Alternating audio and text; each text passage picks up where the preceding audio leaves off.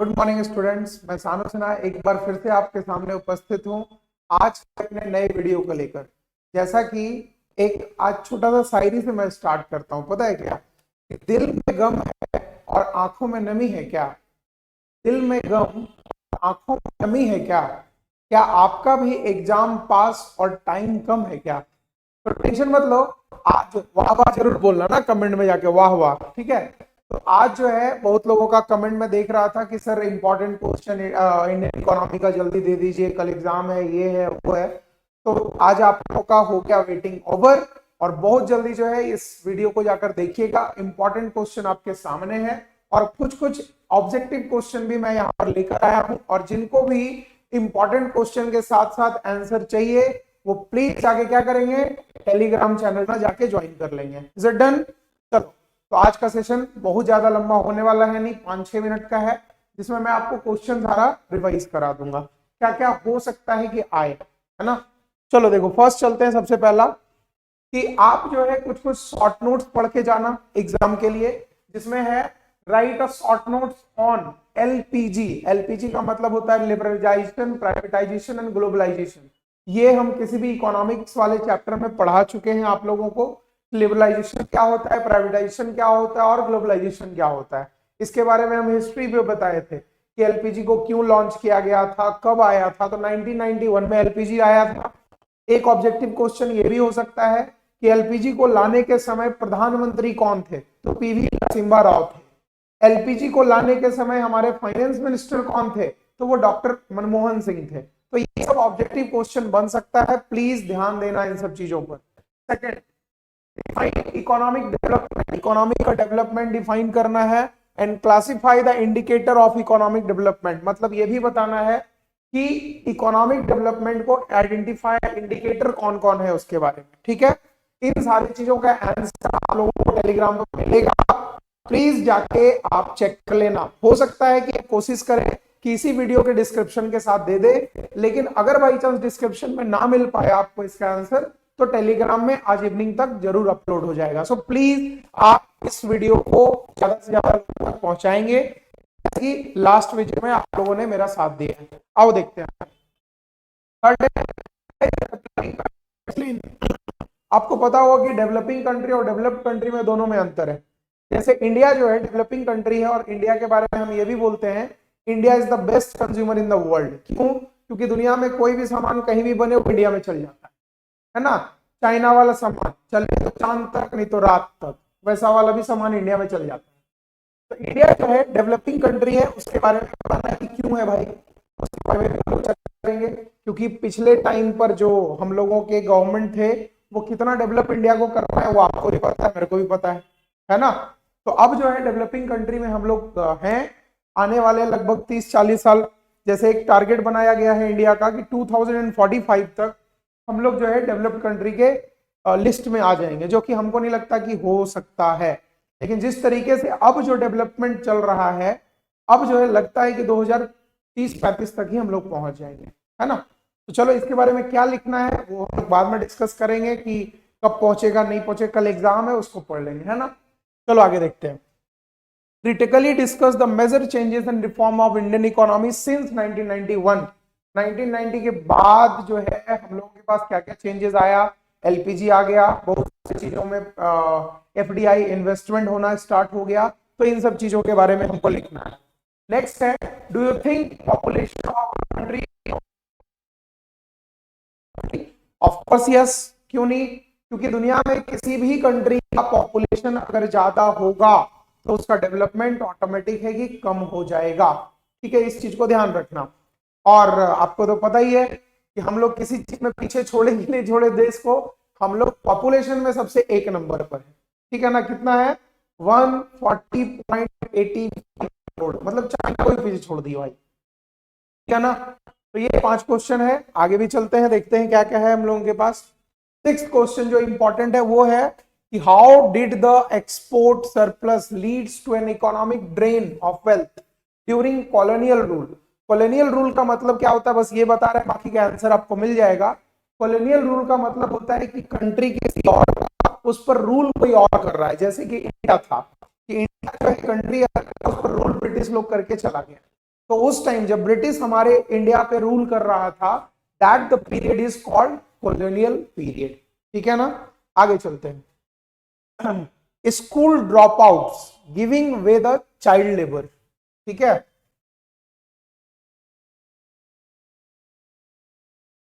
ठीक है, हाँ ठीक। तो यहां पर क्या बात किया कि स्कूल ड्रॉप आउट्स, अगर कोई इंसान सोचता है कि हम स्कूल ड्रॉप आउट करके सचिन तेंदुलकर, विराट कोहली, है ना, और मतलब जितने बड़े बड़े लोग सुनते हैं कि इंटरप्रेन्योर जो बनते हैं वो लोग ड्रॉप आउट है, तो इस तरीके से मत सोचिएगा, ठीक है प्लीज। क्योंकि इंडिया का जो ह्यूमन कैपिटल फॉर्मेशन है, ह्यूमन कैपिटल फॉर्मेशन का मतलब होता है जब एक इंसान को, जैसे मान लो कैपिटल का मतलब पूंजी, इंडिया के लिए मतलब हमारे कंट्री के लिए जो हम लोगों का पढ़ाई है ना, वो भी एसेट्स। क्यों एसेट्स है भाई? उसी के लिए गवर्नमेंट जो है हम लोगों को बहुत ज्यादा हेल्प भी करता है कि आप लोगों को पढ़ाई का फैसिलिटी देता है, गांव देहात में जाइएगा तो मेडिकल का फैसिलिटी देता है, रोड का इंफ्रास्ट्रक्चर जितना भी सारा चीज देता है ना, वो हमारे लिए देता है कि हम लोग उसमें पढ़ाई वढ़ाई करके जो है अच्छे लेवल पर जाकर बने। क्यों? क्योंकि हम लोगों का अगर नीड किसी दूसरे कंट्री को पड़े, अपने ही कंट्री को पड़े, तो बहुत अच्छे तरीके से हम लोग उसमें साथ दे सके। तो यहां पर यह समझाया कि school drop out giving way to the child labour, ये तो बिल्कुल सही बात है भाई, कि अगर आप गांव देहात में देखेंगे कि बहुत सारे बच्चे लोगों को स्कूल नहीं भेजा जाता, तो स्कूल नहीं भेजा जाता तो क्या करता है, चाइल्ड लेबर में इंक्लूड हो जाता है। देखेंगे छोटा मोटा पंचर दुकान में, छोटा मोटा होटल में साफ सफाई करने के लिए चाइल्ड लेबर का लोग यूज कर देता है ना। तो गवर्नमेंट अच्छा किया कि इसके बिहाफ में भी एक्ट बना दिया है। आगे चलते हैं, discuss how this is loss of human capital, तो ये आपको आंसर देकर पता चलेगा। आगे देखते हैं, reason for the low population growth ना, बताओ भाई, हम लोग इंडिया जो है ग्रो कर गए, लेकिन यहां पूछ रहा है कि what is the main reason for the low population of China. उसका रीजन ये है कि वो लोग वहां पर पॉपुलेशन एक्ट लगाए हैं। अब जो है वहां पर वन चाइल्ड पॉलिसी पे चल रहा है चाइना, कि अगर हस्बैंड वाइफ के साथ सिर्फ और सिर्फ एक ही चाइल्ड बर्थ करने का वहां पर परमिशन, ऐसा नहीं कि ज्यादा नहीं होता होगा, होता ही होगा, क्योंकि चाइना में रहते हैं, ज्यादा हम बात नहीं कर सकते हैं, ठीक है। तो चाइनीज कोई दोस्त होगा तो पूछ लेना क्या कंडीशन है वहां की। आगे देखते हैं, what are the condition of Indian before British rule, बहुत गंदा था। बस इतना ही बोल सकते हैं कि ब्रिटिश रूल से पहले इंडिया का सिचुएशन क्या था, तो पहले बहुत गंदा था, बाद में ब्रिटिश आया तो थोड़ा और ज्यादा गंदा हो गया। और आगे नहीं बोलेंगे, नहीं बोलेंगे किसी के बारे में।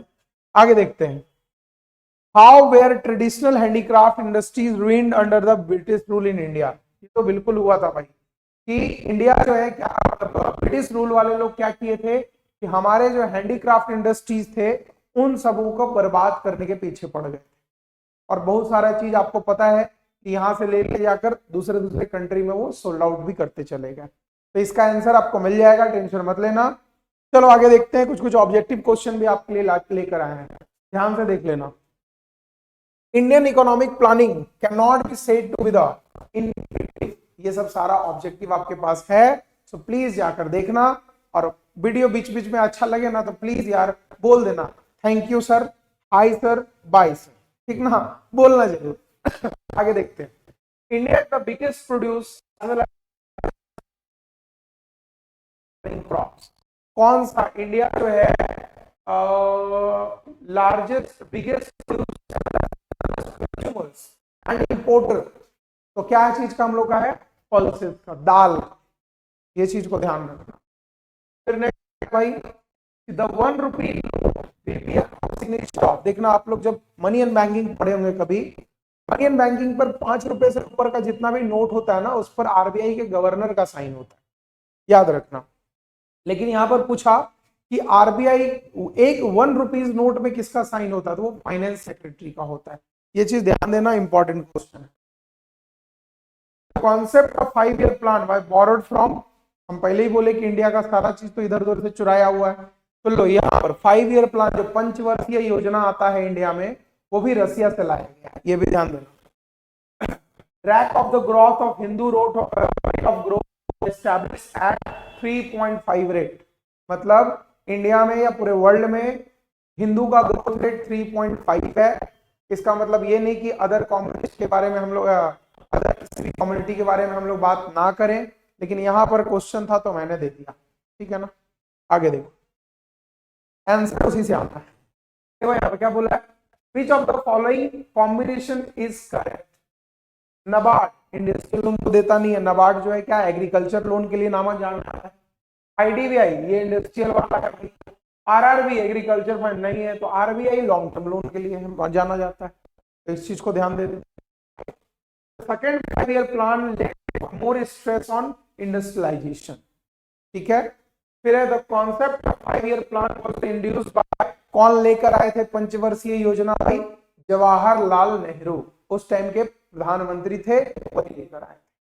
आगे चलते हैं, देखो India had a plan holiday after the drought of 1966, ठीक है। India had a plan holiday कब मनाया जाता है, इसका मतलब हॉलीडे कब मनाया, आफ्टर द ड्रॉट ऑफ 1966। फिर है sex ratio in India as per the census of 2011, आपको पता है कि 11 हर एक 10 साल में सेंसस होता है, तो 11 के बाद 2021 में भी सेंसस होना चाहिए था, लेकिन कोविड में इतना ज्यादा सेंसस, आप जान ही रहे पॉपुलेशन क्या है, हिसाब किताब था 21 में, आपको पता ही है, तो गवर्नमेंट जो है उसको थोड़ा डिले किया है और इंटरनली चल रहा है, लेकिन हो सकता है कि बहुत जल्द नेक्स्ट सेंसस का भी हम लोग के पास रिकॉर्ड आ जाए। तो ये जो लास्ट क्वेश्चन है यहाँ पर पूछा गया कि सेक्स रेशियो इन इंडिया, इसका मतलब क्या है कि पर मेल और पर फीमेल में पूछा जाता है कि इंडिया में, जैसे हम लोगों का ये माना जाता है, जैसे आप लोग सुनते होंगे कि अब लड़कों के लिए लड़कियां बची ही नहीं है ना, तो उसमें मजाक में क्या बोलता है सर पता है, सर एगो लड़का 3 गो लड़की रखेगी तो कैसे होगा, और एगो लड़की सर 10 गो लड़का घुमाएगी तो कैसे होगा, रेशियो तो कम हो जाएगा ना। गधा लोग, ये सब आंसर नहीं है, यहाँ पर ये है कि भैया पूरे इंडिया में एज पर मेल और फीमेल के सेक्स रेशियो को देखा जाता है। 2011 मतलब 2011 का सेंसस में 940 फीमेल थी पर 1000 मेल के लिए, मतलब 1000 लड़कों के लिए 940 ही लड़कियां थी, क्योंकि उसका रीजन था, बहुत लोग आप सुनते होंगे कि भ्रूण हत्या जो कर दिया जाता है कि पहले से अगर पता रहता है कि लड़की है पेट में किन्हीं का, तो उन लोगों को क्या बोलते हैं किसी भी तरीके से अबॉर्ट करा दिया जाता, तो ये सब प्रॉब्लम था इंडिया में।